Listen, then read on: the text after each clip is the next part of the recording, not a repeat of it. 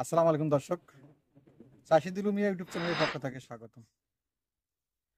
দর্শক, আপনারা কেমন আছেন সবাই? আলহামদুলিল্লাহ, আমি দুলু মিয়া আপনাদের দয়া ইনশাআল্লাহ ভালো আছি। আর আজকে দেখাবো লিচুর মুকুল অবশ্য কয়েকটা ভিডিওতে দেওয়া হয়েছে। আর আজকেও দেখাবো লিচুর মুকুল।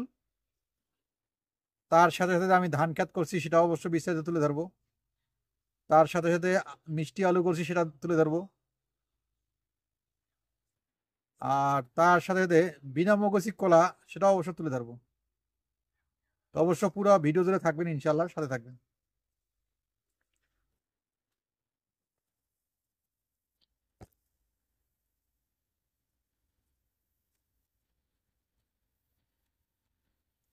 দর্শক, বরাবর মতো মুকুলের লিচুর যে মুকুলগুলো অবশ্য মুকুলগুলোর ধরছে গাছে। গাছে ধরার কারণ হচ্ছে এই সময়টা অবশ্য লিচুর যে মুকুল ধরার একটা সিজন। যেগুলো আগাম জাতের, মাদ্রাজি, আর যেগুলো বোম্বাই বোম্বাই জাতের, এগুলো অবশ্য পরে মুকুল আসবে। আরো 10-12 দিন লাগবে। আর এগুলো অবশ্য আগের আগাম জাতের লিচুর বাগান দেখতে পাচ্ছেন। এগুলো লিচু চলে আসছে, লিচুর মুকুল চলে আসছে পুরোপুরি। আর দ্বিতীয় কথা হচ্ছে, এই যে আমার ধান ক্ষেত, ধান খেতে অবশ্য 2 ঘন্টা পর পরে পানি দেওয়া লাগে।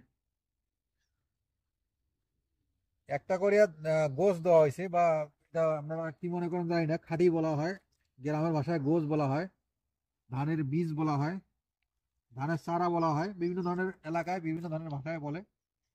তো অবশ্য একটা করে আমি চারা দিছি অবশ্য। এখানে 7 শতক জায়গার মধ্যে অর্ধেক খানিক দিছি 2টা করে, আর অর্ধেক খানিক দিছি একটা করে। এই একটা করে চারা দিছি, একটা করে চারার থেকে অবশ্য আরো এখানে অনেকগুলো বৃদ্ধি পাবে। যেহেতু আজকে 9 দিনে চলে, গত শুক্রবারে লাগাইছি, আজকে 9 দিন চলে। মানে শবে বরাতের দিন যেদিন, সেদিনই অবশ্য রোপণ করা হয়েছে। তো আজকে 9 দিন চলে, 9 দিনের মাথায় আজকে মাশাআল্লাহ খুব গ্রোথটা অবশ্য ভালো লাগতেছে। নতুন করে পাতা অবশ্য গজাইছে। আর বাকিটা আল্লাহর ইচ্ছা আর আপনাদের দোয়া। দর্শক, পাশাপাশি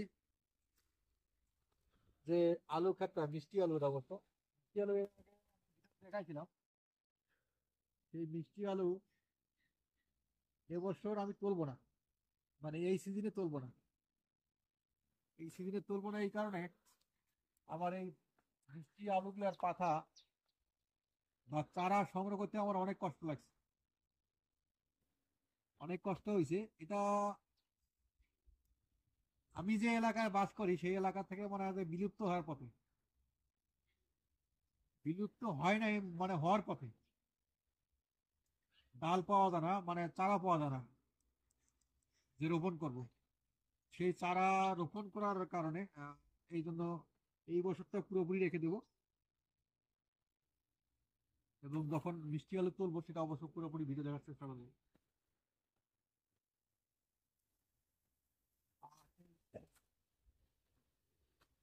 আমাদের বাগানের ভিতরে অবশ্য কিছু কিছু আম গাছে অবশ্য মুকুল চলে আসছে।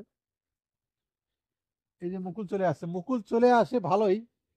এই মুকুল যখন আরো একটু বাড়তি হয়ে যায়, তখন এই মুকুলগুলো অবশ্য এই গাছটায় গত বছর আম আমরা পাই নাই বা ধরে নাই। এবছর কি হয় জানি না, কি রেজাল্ট আছে। তো অবশ্যই দোয়া করবেন। আর এই লিচুটা অবশ্য অনেক বড় সাইজের হয়। এই লিচুটা অবশ্য বড় সাইজের হয়।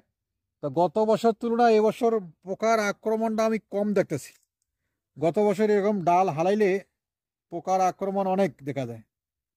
তারপরে দেখতে পাচ্ছেন এই যে পড়ে গেছে, এটা কিন্তু শূন্য হয়ে গেছে।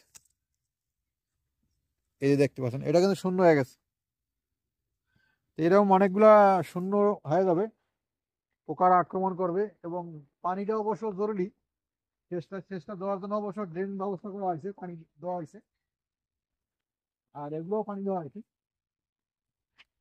এই পানি অবশ্য এখান থেকে এদিক দিয়ে অবশ্য খেতে যায়, সেক্ষেত্রে পানি এখানে না দিলে চলবে, পানি সবসময় সেই ব্যবস্থা থাকে।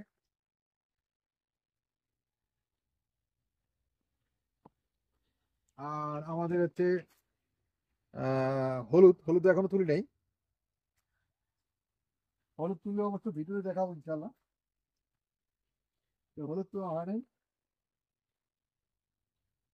আর এই বছরটা এই লিচু গাছটা অবশ্য মুকুল চলে আসছে, দেখা যাবে এটা কি জাতের লিচু, সেই লিচুটা অবশ্য দেখা যাবে এই বছরটা, যেহেতু এই বছরের প্রথম স্টার্টিং আমি দেখলাম, এর আগে আমার চোখে পড়ে নাই। এগুলো কিন্তু আদা চাষ করা হয়েছে, আদাও আমরা এখনো তুলি নাই, হয়তো বা শীঘ্রই তুলবো। এই যে আদা, আদা তুলবো, তোলার পরে অবশ্য আবার নতুন করে গাড়ার চিন্তা ভাবনা আছে, পরিকল্পনা দিচ্ছি অবশ্য। এই যে দেখতে পাচ্ছেন আদা, আদা এখনো তুলি নাই, এই যে আদা এখনো তোলা হয় নাই, গাছ মারা গেছে, গাছ মারা গেছে, কিন্তু আদাগুলো এখনো তোলা হয় নাই, তুলাবো, আরো পরে তুলাবো। আর পাশাপাশি এই জায়গাটা অবশ্য ট্রেন্ডিং জায়গা, পরিত্যক্ত জায়গা, এটারও অবশ্য সজি গাড়া হয়েছে, দেখতে পাচ্ছেন সজি, সজির অবশ্য গাড়াইছে, এই যে সজি গাড়াইছে, পিপিও অবশ্য রাস্তা বানাইছে, এই যে সজি, সজি কিন্তু চারা বড় হয়ে গেছে, এই ক্ষেতটা অবশ্য পুরাটাই সজি গাড়া হয়েছে।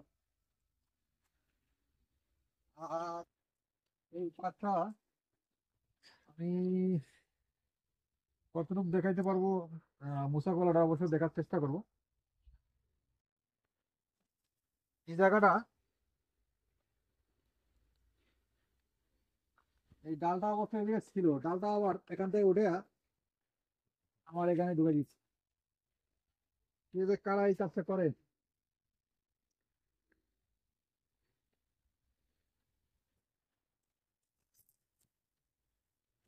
দেখা তো এই 30টা কলা, প্রচুর দেখার চেষ্টা করবো।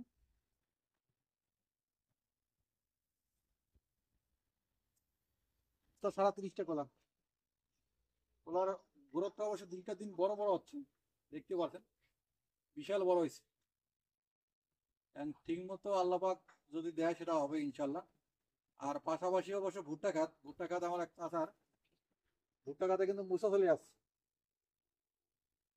ভুট্টা খাতে প্রত্যেকটা গাছে মুসা চলে আসছে। আর এই সময়টা অবশ্য দেখেন কি নিচের অংশটা দেখেন, কোনো আগাছা নাই, একবারে পরিষ্কার, এবং সার পানি অবশ্য নিয়মিত দিচ্ছে। আর পাশাপাশি অবশ্য ধান ক্ষেতটা দেখতে পাচ্ছেন, এই ক্ষেতটা অবশ্য দুইটা করে লাইন দেওয়া হয়েছে, মানে দুটো করে গোছ দেওয়া হয়েছে, দুটো করে চারা রোপণ করা হয়েছে, দুইটা করে চারা রোপণ করার কারণে গাছের গোড়টা অবশ্য খুব হেলদি লাগতেছে, বড় বড় মোটা মোটা লাগতেছে। এই ক্ষেতটা অবশ্য দুইটা করে দেওয়া হয়েছে, আর ওইটার মধ্যে একটা করে দেওয়া হয়েছে, একটা করে দেওয়াটাই আমার মনে কাছে রং হয়ে গেছে, দুইটা করে দেওয়া উচিত ছিল, দুইটা করে অবশ্য ভালো ছিল। দেখি এই বছরটা এই ফার্স্ট টাইম করছি, আল্লাহ যদি বাঁচে রাখে সে অবশ্য সামনে বছর আরো বড় সড়ে করব। আলহামদুলিল্লাহ, আপনারা দোয়া করবেন যাতে সুস্থ রেখে এই কাজগুলো করতে পারি। এই চারাটা অবশ্য উঠে গেছে, দেখতে পাচ্ছেন শিকড়, এটা অবশ্য হালকা মাটিতে অবশ্য রোপণ করলে এই চারাটা সুস্থ হয়ে যাবে, এগুলো মরে না।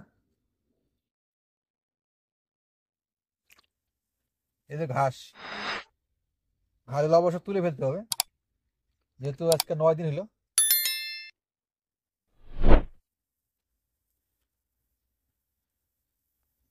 তো দর্শক, আজকে এই পর্যন্ত ভিডিও শেষ করলাম। পরবর্তী আরো নতুন কোনো ভিডিও দেখার জন্য অনুরোধ হলো। আসসালামু আলাইকুম।